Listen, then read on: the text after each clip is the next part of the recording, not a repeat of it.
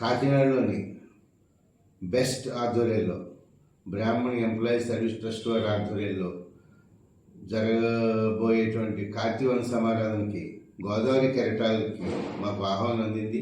వారి ఆహ్వానం మేరకు ఈరోజు ఉదయం మేము వారి కార్యక్రమానికి హాజరవడం జరిగింది.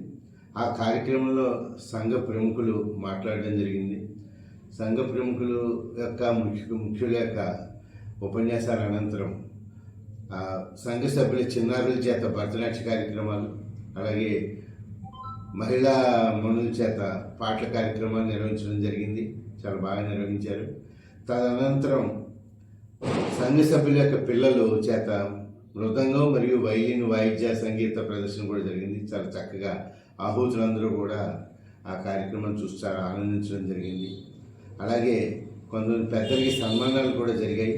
ఈ కార్యక్రమం అంతా అయ్యేసరికి సుమారు 1 గంట అయింది. 1 గంట నుంచి కూడా 3 వరకు విందు కార్యక్రమం జరిగింది. విందు తదనంతరం మళ్ళీ తిరిగి సాంస్కృతిక కార్యక్రమాలు జరిగాయి. 5 గంటలకి ఈ కార్యక్రమం విజయవంతంగా ముగిసింది. అందరూ కూడా ఎంతో ఈ కార్యక్రమాల వల్ల వచ్చి చాలా ఆనందించి తమ యొక్క సంతోషాన్ని వ్యక్తం చేశారు. చివరిగా మన గోదావరి కెరటాలు కూడా మనల్ని కూడా మాట్లాడమని వాళ్ళు కోరడం జరిగింది.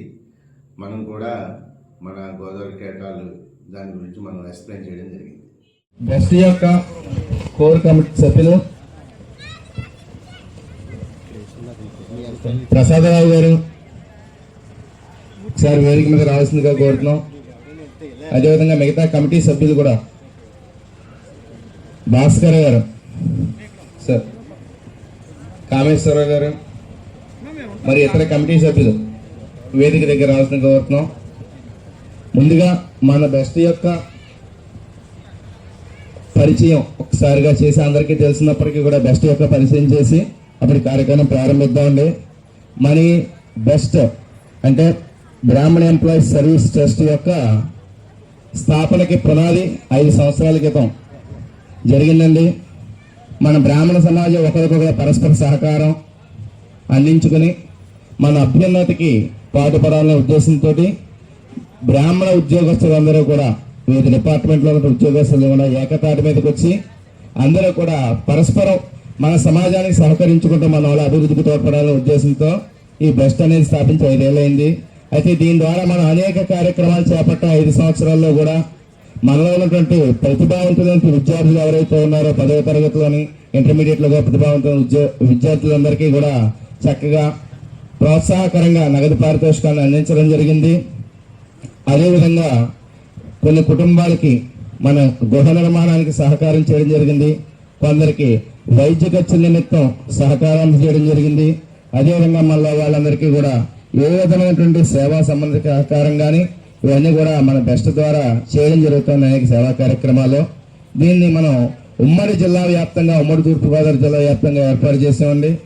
అయితే వీరందరూ కూడా ఎప్పుడు కూడా ఒక గ్రూప్లోనే మెంబర్స్ కాకుండా పరస్పరం ఒకరికొకరు ప్రత్యక్షంగా కలుసుకోవాలనే ఉద్దేశంతో ఈరోజు ఈ కార్తీక సమారాధన కార్యక్రమాన్ని ఈ ఉమ్మడి తూర్పుగోదావరి జిల్లాలో 3 ప్రదేశాల్లో కూడా ఏర్పాటు చేసామండి. ఇదే రోజు మనకి ఇక్కడ కాకినాడలోని, అదేవిధంగా అమలాపురం అంబాజీపేట మండలం పెదపూడి దగ్గర కళ్యాణ మండపం దగ్గర, అదేవిధంగా రాజమండ్రిలో పుష్కరం దగ్గర ఎవరికి అందుబాటులో ప్రాంతాల్లో వాళ్ళు వస్తారనే ఉద్దేశంతో ఎక్కడికక్కడ ఏర్పాటు చేసాం.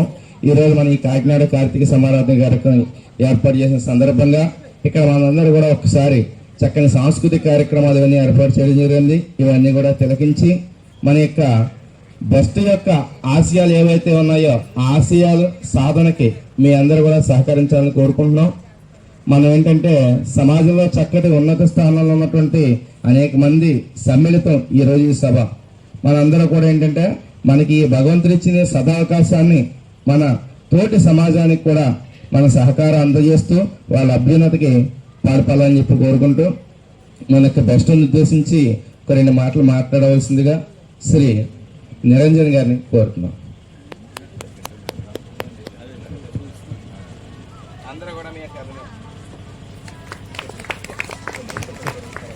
సభకు నమస్కారం అండి. నా పేరు చల్లా నిరంజన్ అంటారండి. నేను కూడా ఒక ఎంప్లాయీనే, కానీ అంటే రిటైర్డ్ అయిపోయిన ఎంప్లాయీని కాబట్టి కూడా ఆలోచించద్దు. నేను మీలో ఒక్కడే. నేను కూడా ఇవాళ బ్రాహ్మణ ఇంతమంది కలిశారంటే చాలా బాగుంది. మనం ఏదో సాధించేద్దాం కాదండి, ఒక సమిక్యగా ఉంటే మనం రేపు ఏదొచ్చినా పోరాడడానికి అవకాశం ఉంటుందండి. అలాగే ఇంకా వృద్ధి చెంది ఎక్కువ మంది నెక్స్ట్ ఇది ఎక్కువ మంది ఇంకా పెద్దగా కార్యక్రమం చేసుకోవాలని కోరుకుంటూ, నేను దీని గురించి ఎక్కువ నాకు తెలియదు కాబట్టి ఎక్కువ మాట్లాడలేకపోతున్నాను. కాబట్టి ఇంతటితో అనుకున్నాను. ఎంప్లాయీస్కి ఒక ఆర్గనైజేషన్ పెట్టాలని చెప్పేసి వచ్చిన ఆలోచన చాలా బెస్ట్ ఆలోచన. అందుకు వెనక ఎవరెవరు ఉన్నారో వాళ్ళందరికీ కూడా నేను ధన్యవాదాలు తెలియజేస్తున్నాను, అభినందనలు. ఎందుకంటే చాలా ధైర్యం కావాలి.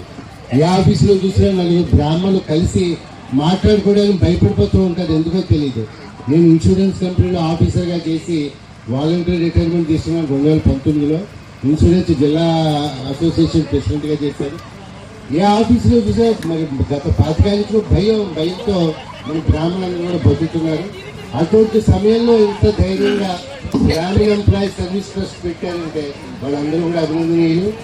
అలాగే మీ అందరికీ ఇక్కడ ఉదయం నుంచి ప్రత్యేకంగా మేము కావాలని వచ్చి గోదావరి కిరీటాలని యూట్యూబ్ ఛానల్ స్టార్ట్ చేశాను. నేను 1 మంత్ అయింది. ఈ గోదావరి కిరీటాలు ఫస్ట్ పేరు బ్రాహ్మణ సమాజం అని పెట్టాను. కానీ అది ఎక్కువ మంది తెలుసు కదా, మనం బ్రాహ్మిన్స్ ఎంకరేజ్ చేయడానికి చాలా వెనకాల ఉంటారు. ఆ పేరు బ్రాహ్మణ సమాజం పెట్టినందుకు కనీసం 10 మంది బ్రాహ్మిన్స్ కూడా సబ్స్క్రైబ్ చేయాల. దాని అప్పుడు కొంతమంది సజెషన్స్ పేరు మార్చి గోదావరి కిరీటాలని పేరు మార్చిన తర్వాత నాకు వ్యూస్ సబ్స్క్రైబ్స్ వస్తున్నాయి. దాంట్లో నేను అన్నీ కూడా సమాజ హితం, సమాజానికి ఉపయోగపడే ఉంటాయి. ఆ మసాలాలతో కూడిన thumbnails ఉండవు, ఏ కులం మీద ఏ మతం మీద మటుకు ఉండవు. ఇంట్లో మన సోషల్ అవేర్నెస్ సంబంధించినట్టు నేను పెడుతూ ఉంటాను. నేను నా ఏజ్ 63 years, కానీ నాకు ఇంకా ఏదో పని చేయాలి, సర్వీస్ చేయాలి తపనతోటి బ్రాహ్మణ సంఘాల్లో తిరుగుతూ ఉంటాను. అదేవిధంగా మరి చెప్పుకోవచ్చు చెప్పుకోకూడదు, కాకినాడ రూరల్ నియోజకవర్గానికి తెలుగుదేశం పార్టీ తరఫున బ్రాహ్మిన్స్ బాధ్యత కూడా నాకు అప్పచెప్పడం జరిగింది. మొన్న ఎలక్షన్స్ కూడా తిరిగాను. కంప్లీట్ కేవలం నేను పనిచేసే నెలలో 15 రోజులు పనిచేస్తే 15 రోజులు బ్రాహ్మిన్స్ వెల్ఫేర్ కోసమే నేను ఎక్కువ ఆలోచిస్తూ ఉంటాను. అలాగే ఎక్కడ బ్రాహ్మిన్స్ మీద ఏ అటాక్ అయినా, ఏ టెంపుల్లో పూజారి ఏ అటాక్ అయినా కాకినాడ నుంచి వెళ్ళి మేము 10 మంది కూడా ఉంటున్నా. ఒక శివాలయంలో టెంపుల్లో పూజారి మీద దాడి జరిగితే 5-6 కూడా వెళ్ళలేకపోయాం. 44 మంది ఉన్నాం బ్రాహ్మణులు. పిఠాపురంలో జరిగితే 17 మంది కూడా వెళ్ళలేకపోయాం. మనం ఇది టైం కాలాతీతం, అందరూ భోజనం చేసి వెళ్ళిపోయి స్టేజ్లో ఉన్నారు. నా రిక్వెస్ట్ ఏంటంటే భయాన్ని వదిలేయండి, ధైర్యంగా రండి. మిమ్మల్ని ఎవరు ఏమీ చేయలేదు, భయపడొద్దు, సోమర్థంగా నిర్లిప్తగా ఉండొద్దు. ఇదే ఒక రిక్వెస్ట్, సింపుల్లో ముగిస్తున్నాను. Thank you all. మీరందరూ దయచేసి గోదావరి కిరీటాలు ఛానల్ యూట్యూబ్లో మీరు సబ్స్క్రైబ్ చేసి దీన్ని షేర్ చేస్తారని చెప్పేసి మీకు ఆశిస్తూ, నాకు అవకాశం ఇచ్చిన శ్రీ కేఎస్ఆర్ మూర్తి గారికి, చలపతి గారు లేరు, ఆయన రాలేదు, వారికి మీ టీం అందరికీ కూడా ధన్యవాదాలు తెలియజేసుకుంటూ ఇంతటితో వినిపిస్తున్నాను. Thank you all. బాయ్. అందరికీ నమస్కారం అండి. నా పేరు ధర్మపతి శ్రీరామ్, నేను అసిస్టెంట్ డైరెక్టర్ డీ హౌస్లో పనిచేస్తున్నానండి. ఈరోజు చాలా సంతోషకరమైన రోజు అండి. నిజంగా ఇంతమంది బ్రాహ్మణ్స్ అంటూ ఒక చోట కలిసి ఇంతటి చక్కటి మంచి వాతావరణంలో అందరూ కలిసి ఉండడం చాలా రేర్ అండి. ఇటువంటిది ప్రతి సంవత్సరం ఇలా జరగాలని కోరుకుంటున్నాను.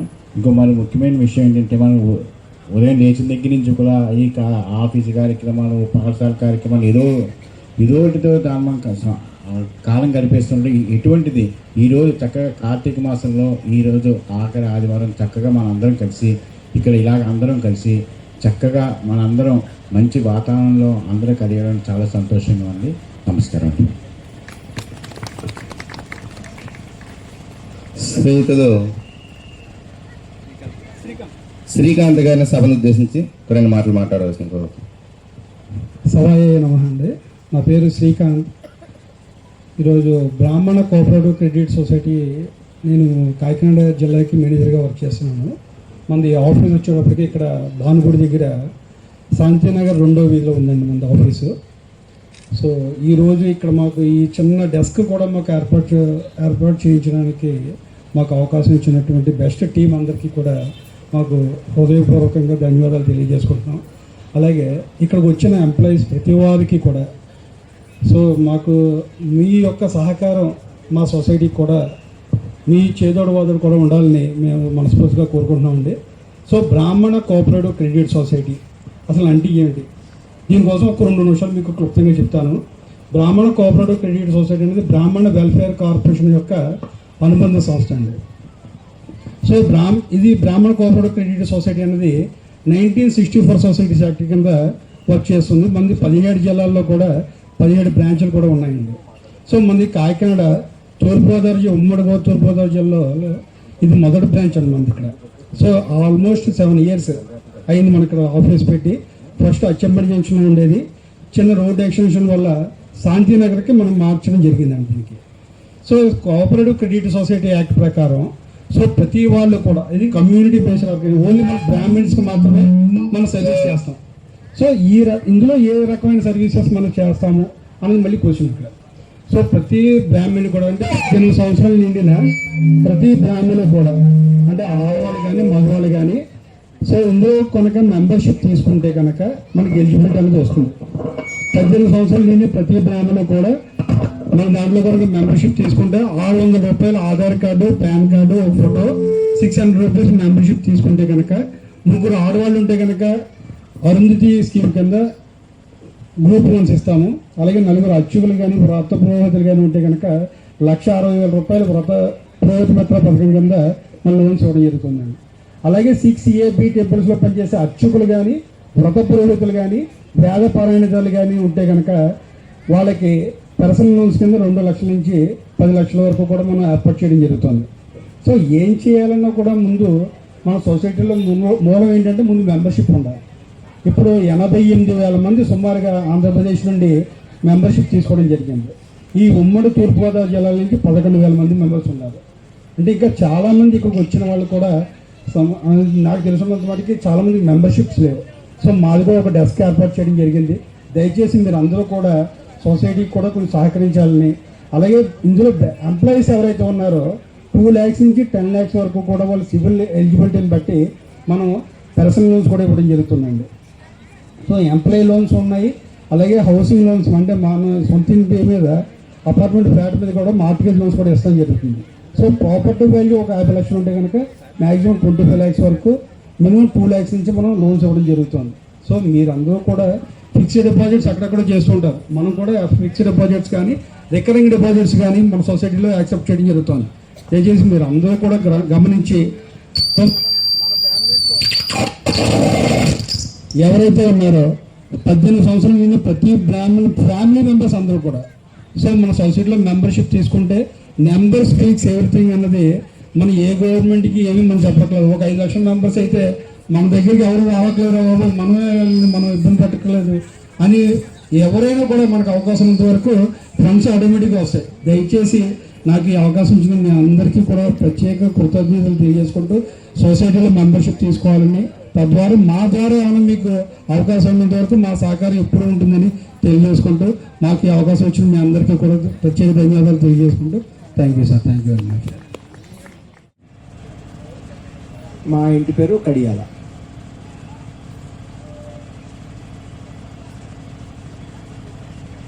దిలీప్ మహారాజ్ చాలా గొప్ప చక్రవర్తి.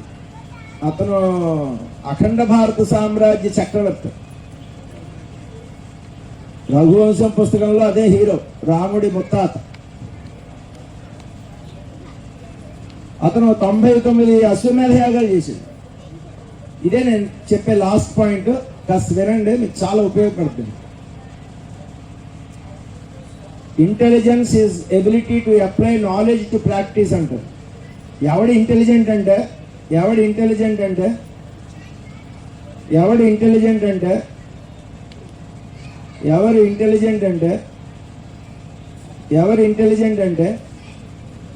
Ability to apply knowledge to practice. నేర్చుకున్న విషయాలని ఆచరణలో పెట్టడాన్ని ఇంటెలిజెన్స్ అంటారు. అసలు మనం వినకపోతే ఇంకా ఆచరణలో పెడతాం. సరదా వినండి, మీ అందరికీ డెఫినెట్గా లైఫ్ లాంగ్ ఉపయోగపడే విషయం. లైఫ్ లాంగ్ మీరు మర్చిపోతారు నేనైతే అనుకుంటున్నాను. 99 అశ్వమేధ యాగాలు చేశాడు. 100వ అశ్వమేధ యాగం చేస్తే దేవేంద్రపది వస్తుంది. చేస్తే ఆ అశ్వాన్ని దేవేంద్రుడు ఎత్తుకెళ్ళిపోయాడు. అతని కొడుకు రఘు అతనితో పోరాడి ఆ అశ్వాన్ని తిరిగి తీసుకొచ్చి దేవేంద్ర పదవికి అర్హత చేశాడు. నిజంగా అంత కష్టపడి సంపాదించినటువంటి రాజ్యం, అన్ని అశ్వమేధ యాగం 100ది పూర్తి చేయడం, దేవేంద్ర పదవి, అన్నిటి కోసం అంత కష్టం పడ్డాడు. అతను చాలా కష్టపడ్డాడు. కానీ రఘు నెచ్చికి వచ్చిన వెంటనే ఏమన్నాడు తెలుసండి దిలీప్ మహారాజు, దేవేంద్రుడినే నెగ్గినవాడు నా కొడుకు అయితే వాడికి రాజ్యం ఇవ్వకుండా నేను రాజ్యం వెళ్ళడం ఏంటి, కాబట్టి ఇది నాది కాదని చెప్పి అంతవరకు సంపాదించింది అంతా విత్ ఇన్ ఫ్యూ మినిట్స్ రఘుకి ఇచ్చేసి వానప్రస్థానం వెళ్ళిపోయి. అంటే సంపాదించేటప్పుడు ఎంత కష్టపడ్డా అది ఉందో, ఇచ్చేసేటప్పుడు అసలు వదిలేసేటప్పుడు అంత సింపుల్. అలా రఘుకి ఇచ్చేసి వెళ్ళిపోయాడు. దాని తర్వాత వచ్చిన వాడు ఉన్నాడు రఘు కొడుకు అజమహారాజు, దశరథుడి తండ్రి. ఈ రఘు పరిపాలిస్తున్నాడు. అజమహారాజు ఇందుమతీ దేవుని తో స్వయంవరం జరిగింది. అందులో వేల మంది రాజులు వచ్చిన ఆవిడని అసలు వర్ణించలేము అనమాట. ఇందుమతి దేవుని వర్ణించలేడు. ఆవిడ అంత అందగత్త, అప్సరస, దేవకన్య యాక్చువల్లీ భూమి మీదకి వచ్చిందంట. ఆవిడని ఎప్పుడైతే ఇతన్ని వరించిందో మిగిలిన వేల మంది రాజు అందరూ ఏకమైపోయి ఇతని మీద యుద్ధానికి వచ్చారు. మొత్తం అందరూ ప్రపంచం అంతా ఏకమైపోయి ఇతని మీద యుద్ధానికి వచ్చింది. వస్తే వాళ్ళందరితోనూ అద్వితీయంగా యుద్ధం చేసి అజమహారాజు ఆవిడ్ని ఇంటికి తీసుకొచ్చాడు. రఘుమహారాజు ఇంటి నుంచి ఇలా బయటకు వచ్చాడు.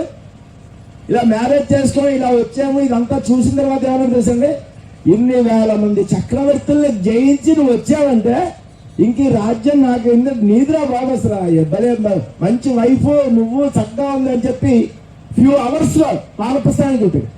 ఈ రాజ్యాన్ని అన్ని వదిలేసి రఘుమహారాజు. ఆ రఘువు అంత కష్టపడ్డాడు, బట్ అద్భుతంగా జీవించాడు, దానధర్మాలు చేసి అన్నీ ఉంది. బట్ వదిలేసినప్పుడు అంత సింపుల్. దాని తర్వాత చూడండి, అజమహారాజు రోజు అద్దంలో తలదోకుంటున్నాడు పొద్దున్నే లేచి. అదే పొద్దున్నే లేచి అంటే అదే చూస్తుంటే అతనికి ఒక పండు వెంట కనబడింది. పండు వెంట కనబడగానే ఏమనుకోండి సార్, పండు వెంట కనబడిందంటే ఇంకా మనకి టైం వచ్చేసింది అనమాట. వెంటనే వశిష్ఠుని పిలిచాడు. మంచి ముహూర్తం చూడండి, రాజ్యాన్ని నా కొడుకైనటువంటి దశరథుడికి ఇచ్చేసి నేను వానప్రస్థానానికి వెళ్ళిపోతానన్నాడు. వనము అంటే ఫారెస్ట్, ప్రస్థానం అంటే జర్నీ. ఫారెస్ట్ లో జర్నీకి వెళ్ళిపోతాను, ఇంక ఇచ్చేస్తాను అన్నాడు. ఆయన ఆశ్చర్యపోయాడు. అదేంటంటే మరి తెల్ల వెంట కనబడితే దాన్ని ఏదో కలర్ వేసుకోవచ్చు, లేకపోతే ఇంకోటి చేయొచ్చు, 150 సంగతులు చేయొచ్చు, రాజ్యోదయం ఏంటండి బాబు అన్నాడు. అంటే లేదు, అలా కాదు, ముహూర్తం చూడన్నాడు. ముహూర్తం దగ్గరలో ముహూర్తం లేదు సార్, 6 నెలల దాకా మాట్లాడే ప్రసక్తి లేదు, ముహూర్తాలు లేవన్నాడు. సరిగ్గా చూడు, దగ్గరలో ఏమైనా ఉందేమో అన్నాడు. రేపైతే ఉంది, రేపు మధ్యాహ్నం 12 గంటలకు ముహూర్తం ఉంది.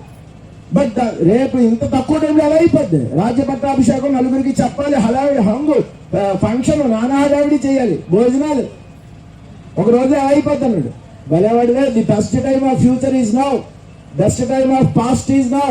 రేపటికన్నా అద్భుతమైన ముహూర్తం ఎక్కడ రేపు పెట్టండి అన్నాడు. మధ్యాహ్నం 12 గంటలకు తర్వాత రోజు ముహూర్తం పెట్టాడు. సాయంత్రం 4 గంటల తర్వాత అజమహారాజు గురించి మనకి ఎక్కడ ప్రస్తావన ఉండదు. వానప్రస్థానానికి వెళ్ళిపోయాడు. చప్పలు కొట్టాలండి వాళ్ళందరికీ. అసలు ఎంత కష్టపడి సంపాదించారో, ఇచ్చేటప్పుడు వదిలేసేటప్పుడు చాలా సింపుల్గా. ఇది అసలు అది కాదు, ఇదంతా భగవంతుడిది, ఆ మహాశివునిది. అందరూ ఇచ్చేస్తా, అంత సింపుల్ గా ఇచ్చారండి. ఈ లక్షణం చప్పట్లు పట్టలేదు కాబట్టి లాస్ట్ పాయింట్ చెప్తా. రాముడు, దాని తర్వాత రాముడు విశ్వకర్మ నిర్మిత లంకా పట్టణాన్ని జయించాడు. భూమండలం మీద దాని మించిన పట్టణం లేదు అసలు. అలాంటి పట్టణాన్ని చాలా కష్టపడి జయించాడు. అలాంటి యుద్ధం చేశాడో మనందరికీ తెలుసు. గగనం గగనాకారం, సాగరోపివ. ఆకాశాన్ని ఆకాశంతోనే పోల్చాలి, సముద్రాన్ని సముద్రంతోనే పోల్చాలి, యుద్ధాన్ని రామరావణ యుద్ధాన్ని రామరావణ యుద్ధంతోనే పోల్చాలి, ఇంక దీంతో పోల్చడానికి లేదు. అలాంటి యుద్ధం చేశాడు. ఇంత కష్టపడి యుద్ధం చేసి ఆ వారధి నిర్మించాడు, ఇంతమందిని తీసుకెళ్ళాడు, ఇచ్చేసి వెళ్ళాడు. తమ్ముడు ఆల్మోస్ట్ లక్ష్మణుడు కోల్పోయిన పరిస్థితికి వచ్చేసాడు. ఇంత యుద్ధం ఇంత సంపాదించిన తర్వాత విభీషణ్ణి పిలిచి ఇది నీదే అని చెప్పి రాజ్యం అలా ఇచ్చాడు. అసలు ఫంక్షన్ కానీ, ఇలాంటి ఒక స్టేజ్ కానీ, ఒక దండ కానీ ఏమీ లేదు. విభీషణ్ణి పిలిచాడు, అంత కష్టపడి సంపాదించిన రాజ్యాన్ని ఇచ్చేసాడు. అది ఎలా ఇచ్చాడంటే తులసీదాస్ రామాయణంలో ఏమని చెప్పాడంటే, జో సంపత్తి శివ రావణ హి దీన్ హి దియా దశమాత్ సోయి సంపత్తి విభీషణ హి సౌచి దీన్ హి రఘునాథ్. తులసీదాస్ మనం ఇక్కడ ఏరియాలో కొంచెం తక్కువ, కానీ మీకు నార్త్ ఇండియా వెళ్తే తులసీదాస్ రామాయణమే సర్వస్వంగా ప్రజల్లో నాటుకుపోయిందండి. అంత ప్రజలంతా యూజ్ చేసే రామాయణం, ఆ పోయమ్స్ అన్ని కూడా తులసీదాస్ రామాయణమే. ఈజీగా అర్థమైపోతుంది మీకు వింటే. జో సంపత్తి, ఏ ప్రాపర్టీ అయితే, శివ రావణి దీన్ హి దియా దశమాత్, ఏ సంపదలన్నింటినీ అయితే పరమశివుడు రావణుడికి ఎంత సింపుల్ గా ఇచ్చేసాడో అంతే సింప్లిసిటీతో జోయి సంపత్తి విభీషణి సౌచి దీన్హి రఘునాథ్. రఘునాథ్ అయినటువంటి ఈ శ్రీరామచంద్రుడు కూడా ఎంత కష్టపడి నెగ్గిన సామ్రాజ్యాన్ని విభీషణుడికి ఇచ్చేటప్పుడు ఏ హంగు ఆర్భాటం హడావిడి ఏది లేకుండా చాలా సింపుల్ గా ఇచ్చేసాడు. ఇదే రఘువంశంలో నేను బాగా నచ్చినటువంటి పాయింట్. నాకు లైఫ్ లో చాలా మంది అడుగుతూ ఉంటారు, మీ గోల్ ఏంటని, మీ లైఫ్ లో మీరు ఏం అవ్వాలనుకుంటున్నారండి. నేను 27 దేశాల్లో 28 ప్రోగ్రామ్స్ ఇచ్చా, చాలా 25 బుక్స్ రాసా, ఇవన్నీ ఓకే. అయినప్పటికీ నాకు కూడా కొన్ని గోల్స్ ఉంటాయి. నా గోల్ ఇదే, ఏదైనా సరే సంపాదించడానికి కష్టపడతా. నేను ఏదైనా బుక్ రాసే ఉమెన్ ఇన్స్పైర్డ్ వరల్డ్ బుక్ రాయడం 10 రోజుల్లో రాసా. 6 రోజులు 6 రాత్రులు 6 నిమిషం కూడా నిద్రపోలా. డే టైం ఎలాగా నిద్రపోం. పని చేయడంలో రాక్షసత్వం, క్షమించడంలో దైవత్వం, మధ్యలో ఉండేదే మురళీయుగం. కష్టపడతాం, పని చేస్తాం, ఏదైనా ఇస్తే చాలా అద్వితీయంగా చేస్తాం. బట్ ఏదైనా సరే, అది పదం అవ్వచ్చు, జీవితం అవ్వచ్చు, ఏదైనా సరే వదిలేసేటప్పుడు అంతే సింప్లిసిటీతో, అంత సింపుల్ గా వదలడం అనేది నేర్చుకోవాలని నా గోల్. మనందరికీ కూడా అలాంటివి అలవాటు చేసుకుంటే లైఫ్ లాంగ్ హ్యాపీగా ఉంటామని నా ఆలోచన. ఓపికగా ఉన్నందుకు మీ అందరికీ ధన్యవాదాలు తెలియజేస్తూ, అమ్మలగన్నయమ్మ ముగురమ్మల మూలపుటమ్మ చాలా బతుకమ్మ సురారులమ్మల కడుపారుడి పుచ్చినయమ్మ తన్నులో నమ్మిన వేల్పుటమ్మల మనముల నుండి అమ్మ దుర్గమాయమ్మ కృపాప్తీచుత కవిత్వ పటుత్వ మహత్వ సంపదలు అని కొనియాడబడ్డ ఆ విజయలక్ష్మి కరుణాకటాక్షాల వర్షం మీ అందరిపైన, మీ పిల్లలపైన వర్షించాలి అని ఆశిస్తూ, కవిత్వ అంటే నాలెడ్జ్ జ్ఞానం, పటుత్వ అంటే స్ట్రెంగ్త్ బలం, మహత్వ అంటే గొప్పతనం గ్రేట్నెస్ మహనీయత, కవిత్వ పటుత్వ మహత్వ సంపదల వర్షం మీ అందరి మీ కుటుంబ సభ్యులపైన వర్షించాలి అని ఆశిస్తూ, మంచి లైఫ్ లీడ్ చేయాలి అని ఆశిస్తూ, ఒక మంచి టీచర్గా మీ అందరికీ ఈ సందర్భంగా నేను ఇచ్చే బ్లెస్సింగ్స్ ఏంటంటే, రాముడికి అరణ్యాలకు వెళ్తుంటే ముందు తల్లి దగ్గరికి వెళ్ళాడు. తల్లి ఆయుష్మాన్ భవ పుత్రుంది అంటే ప్రతి తల్లి కోరుకునే తన పిల్లలు నిండు 100 ఏళ్ళు బతకాలి. కాబట్టి నేను కూడా మీ పిల్లలందరికీ ఇచ్చే బ్లెస్సింగ్ ఆయుష్మాన్ భవ, నిండు 100 ఏళ్ళు ఆరోగ్యంగా బతకండి. తర్వాత తండ్రి దగ్గరికి వెళ్ళాడు. తండ్రి మాట్లాడలేని పరిస్థితి అయ్యి ఉండొచ్చు, కానీ బట్ తండ్రి ఎప్పుడు ఒకటే, సుఖీ భవ, మంచి లగ్జోరియస్ లైఫ్ లీడ్ చేయి, కంఫర్టబుల్ లైఫ్ లీడ్ చేయి, బెంజికాలంలో తిరిగి. తండ్రి ఎప్పుడు అదే కోరుకుంటుంది.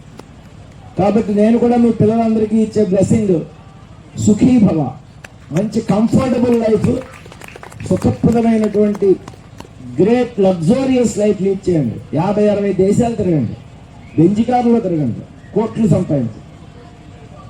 దాని తర్వాత వశిష్ఠుడి దగ్గరికి వెళ్ళాడు. వశిష్ఠుడు ఏమైనా బ్లెస్సింగ్ ఇచ్చాడంటే యశస్వీ భవ అన్నాడు. ఎందుకు యశ అంటే కీర్తి, ఎందుకు ఆ బ్లెస్సింగ్ ఇచ్చాడంటే, రాముడు వశిష్ఠుని అడిగాడు, what is the greatest wealth, అన్ని సంపదలలోకి శ్రేష్టమైన సంపద ఏదని. అప్పుడు వశిష్ఠుడు చెప్పాడు, యశోధనం మహాధనం, కీర్తిధనం మహాధనం. అసలు మనిషి అనేవాడు ఒకే ఒక సంపద కోసం బతకాలి. ఏంటి ఆ సంపద అంటే కీర్తి. ఇప్పుడు రామ, ఈ కీర్తి మంచి పేరు అనేది సూర్యుని కన్నా ప్రకాశవంతమైంది. నువ్వు సూర్యుడు ఉన్నంతకాలం మనుషుల హృదయాల్లో ఉన్నావుగా రామ, అందుకే నీకు యశస్వీ భవ అనే బ్లెస్సింగ్ ఇస్తానని ఆ గ్రేట్ టీచర్ వశిష్ఠుడు రాముడికి బ్లెస్సింగ్ ఇచ్చాడు. కాబట్టే మన జాతిపిత మహాత్మా గాంధీని గాడ్సే షూట్ చేస్తే మేరా భారత్ మహాన్ అల్లా హే రామ్ అన్నాడు. ఎప్పుడో 7,000 సంవత్సరాల క్రితం చనిపోయిన రాముడు ఇవాళ మనందరి గుండెల్లో ఉన్నాడు, మనందరి ఓళ్ళల్లో గుళ్ళు కట్టుకుని నిద్రిస్తున్నాడు. దీని అంతటికీ కారణం ఆ టీచర్ రాముడికి 7,000 సంవత్సరాల క్రితం ఇచ్చినటువంటి బ్లెస్సింగ్ యశస్వీ భవ.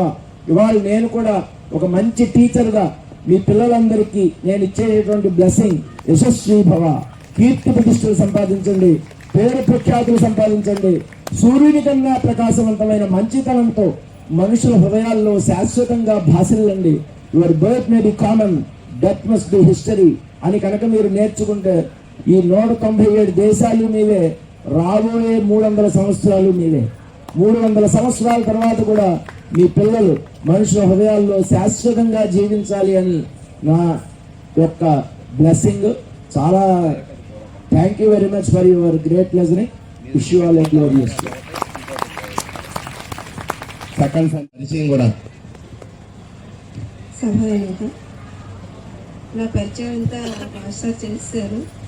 అయితే ఈ రూపేణ మిమ్మల్ని అందరినీ కలవడం అనేది చాలా ఆనందంగా ఉంది. మా పిల్లలు, మా శిష్యులు, మేము అందరూ మీతో కలిసి ఈరోజు ఇక్కడ ఈ కార్యక్రమంలో పాల్గొనడం అనేది చాలా సుకృతంగా భావిస్తున్నాను. నేను ఇక్కడికి ఇచ్చేసి మా పిల్లల్ని ఆశీర్వదిస్తున్నటువంటి మీ అందరికీ కూడా మరోసారి ధన్యవాదాలు.